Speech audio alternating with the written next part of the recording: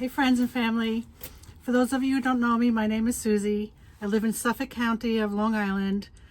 When you talk about Long Island, you think about two counties, Nassau County and Suffolk County. I'm a Suffolk County girl. I'm familiar with Suffolk County streets and parks, and that's why I named my channel Suffolk Susie. But anyway, it's a very beautiful day today. It's Monday, and it's been pretty mild out, like 45 degrees, which I think is like 7 Celsius around there, but windy and blustery. So the greenhouse here has been my little haven during the colder days. So I thought I'd bring you into the greenhouse and show you what's going on. So I just want to tell you, I am not the only one that is treating the greenhouse like a haven from this weather. So when I was bringing the knickknacks in to the greenhouse for the winter, because they would crack under the winter weather that we get here, I put them on the ground where there was room. And just a few days after I had put them on the ground, I went to go move them, and I saw a whole dirt pile covering them. For instance, this little guy. So I had him on the ground, and when I came back a couple days later, he was covered in a mound. So something was burrowing in the greenhouse underneath my potting bench here. So I'm going to show you that mound.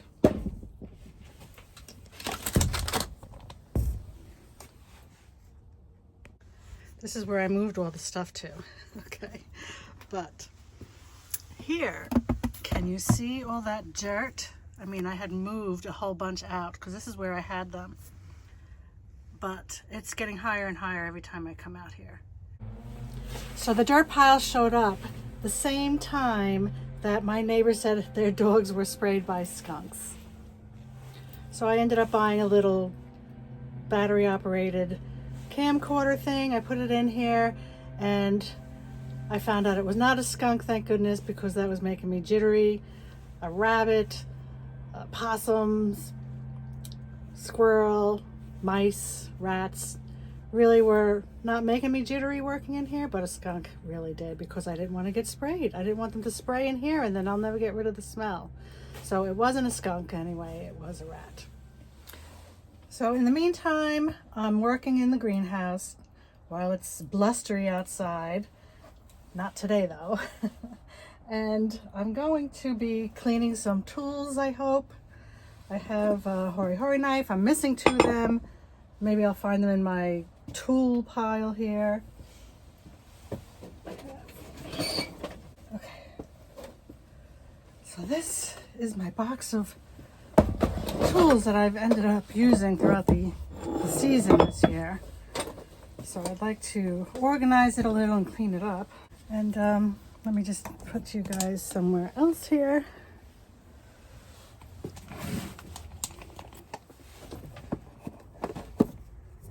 There, you can see that. So I have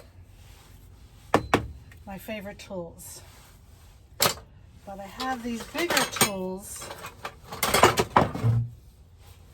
that I have to clean.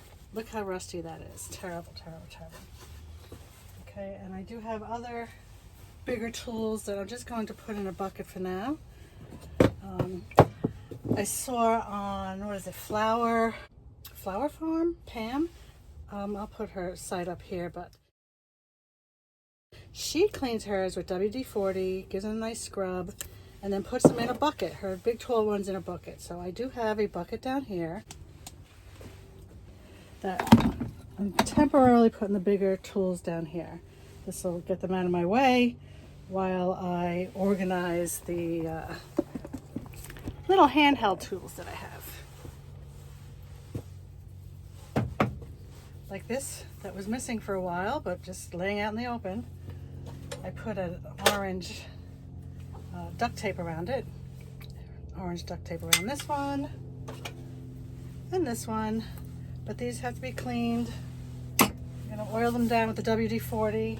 A beautiful gift that was for me. I use these all the time. Thank you to my family who gifted that to me.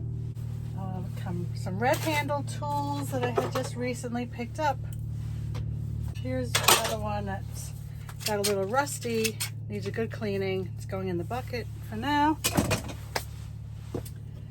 Umbrella stand I can put in the shed, I think. These babies. Gotta clean these up.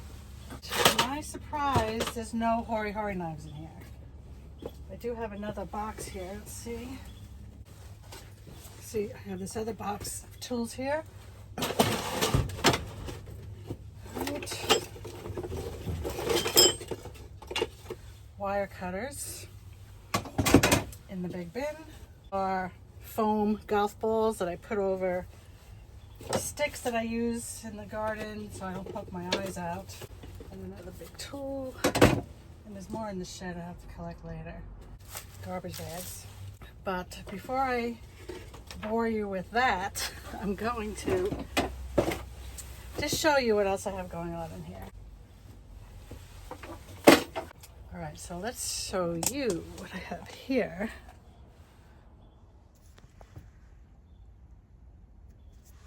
Okay, in April, I propagated a bunch of the boxwoods,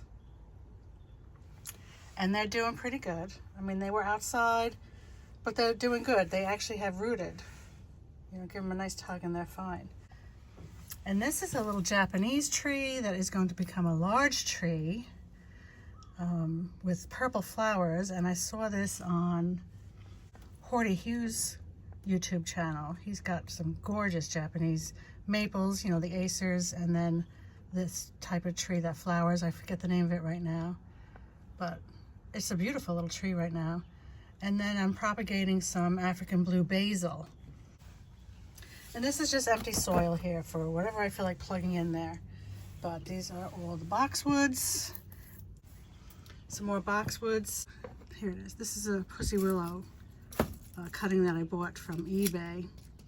It was doing good until I neglected it and hasn't come back.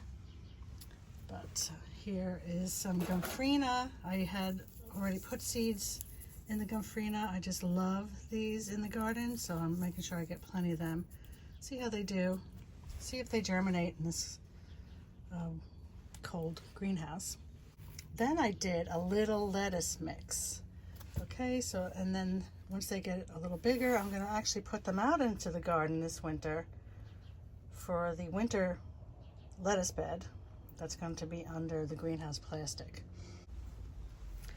But I have this little working space here. This actually goes a little further, but of course I tend to clutter everything up.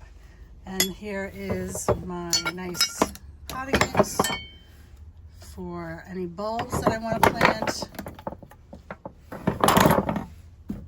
this winter, like irises. I want to pick up some irises at one of the stores I saw.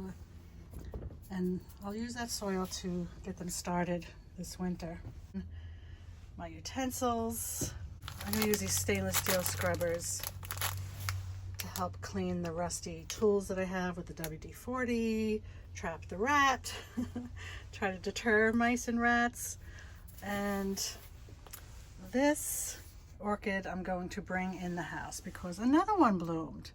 I'm like, I'm just going to bring this in. I don't think it has a chance once it really gets cold around here. And then also, this is also a, you know, one of those Japanese maples, and no flowers or leaves because it already went through the dormancy stage while it was outside. But I'm going to bring it in the house. I'm afraid with this small container, it might not survive the freezes we get here. The boxwood I brought in. The Christmas cactus is blooming. I mean, the leaves look terrible, but it's blooming. And then the bay leaf laurel bush that I have, I want it to go dormant. Okay, and then I had brought in some pots that I know would crack also this winter. And here I have a pepper tree. I love these peppers. So I'm going to cut them down halfway. And I'm going to give them a good watering and fertilizer because they really haven't had that since the last harvest. outside, but I'm going to cut it down and then just let it overwinter in here, and hopefully it comes back next year.